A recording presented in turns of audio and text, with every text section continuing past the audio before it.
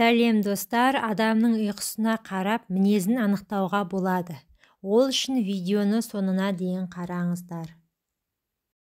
Қазіргі таңда психолог мамандары адамның мінезін анықтаудың түрлі тәсілдерін ойлап тапқан. Солардың бірі адамның ұйқы кезіндегі дене қалпына қарап, оның қандай екенін анықтау. Егер ұйықтаған кезде тізеңізді бүгіп жатсаңыз, онда сіз бір қалыпты, сенім артуға болатын, ешкімге кек сақтамайтын жансыз. Кез келген ортада өзіңізді жайлы сезінесіз, және де адамдармен тез тіл табысасыз. Бүк түсіп ұйықтасаңыз, үнемі жақындарыңыздың демеуіне, моральды қолдауына мұқтажсыз. Өте сезімтал жансыз. Тіпті кейде көз жасыңызға ерік бересіз. Осылайша бүк түсіп ұйықтасаңыз, сіз қоршаған ортаның жағымсыз әсерлерінен қорғанғандай боласыз.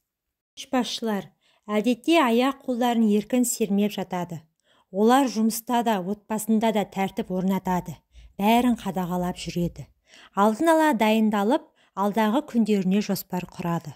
Алға қойған мақсаттарына оңай жетеді. Еңбекқорлығы мен қайсарлығының арқасында бұл топтағы адамдар кез келген өмір асуларын оңай бағындырады. Үнемі шалқасынан ұйықтағанды позитивті, көңілді адамдар ұнатады. Жұрт назарын өзіңізге аудартып, шулы кездесулердің ортасында жүргенді жақсы көресіз.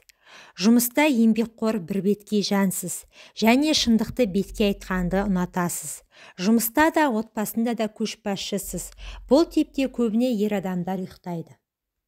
Қарауылда тұрған күзетші сияқты ұйықтасаңыз, өмірдегі мақсаты айқын, және сол мақсатқа андып басып асықпай жететін жансыз. Сіз қаталсыз, айналадағы адамдарға да қаталдық танытасыз. Бірақ көп жағдайда өзіңізге тым көп жауапкершілік аласыз. Тырна сияқты ұйықтайсыз ба? Сізден бәрін күтуге болады деген сөз. Мінезіңіз құбылып тұратындықтан айналадағы адамдар мен жақындарыңызды таңғалдырасыз. Жымиып тұрып айқайға басуыңыз мүмкін. Көп жағдайда белгілі бір таңдау жасаған кезде көп кідіріп қиналасыз.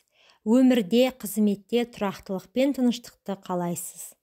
Ал сіздің ұйқы қалпыңыз қандай? Пікірге бөлісе кетіңіз.